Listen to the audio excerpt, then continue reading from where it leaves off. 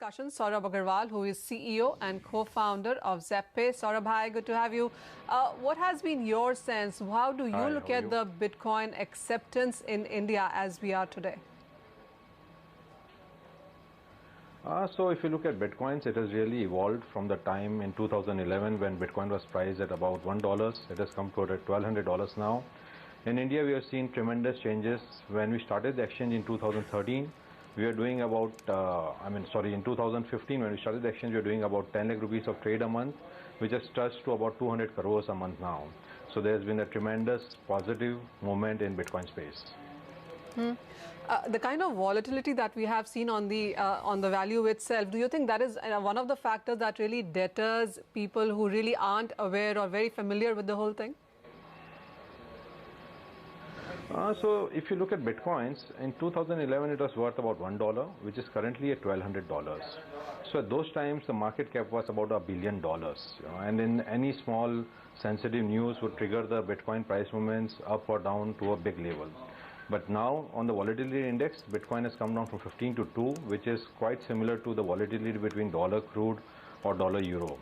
So I think volatility has reduced a lot and it has become quite stable compared to earlier years.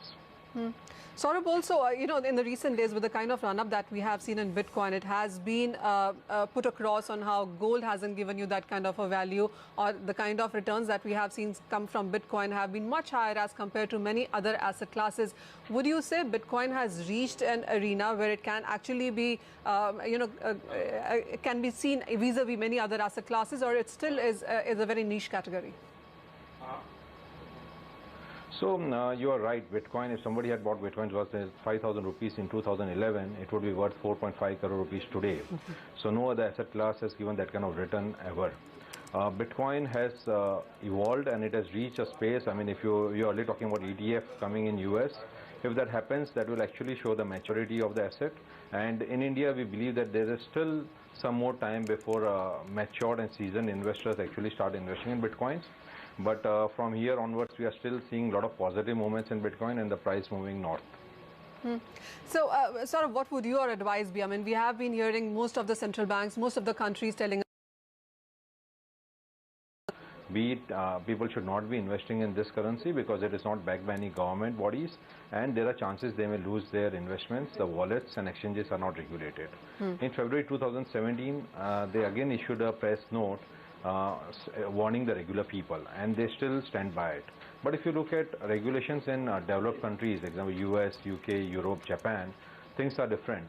Government have recognized it either as a financial instrument, as a currency, or as a commodity. And it's time in India also we see some kind of regulations coming in. Till the time that doesn't happen, we at ZepPay and few other companies are following strong self-KYCs and AML policies. So that is making sure that we are trying to avoid the bad players out of the system. All right, Saurabh, we'll let you go at that. Thank you so much for joining us and spending your time with us. So that really is the view coming in from ZepPay. The returns have been amazing as compared to many other asset classes and for many years as well. But from here on as well, the Indian government or the regulator as well needs to start stepping in before we see the next surge of growth coming in here.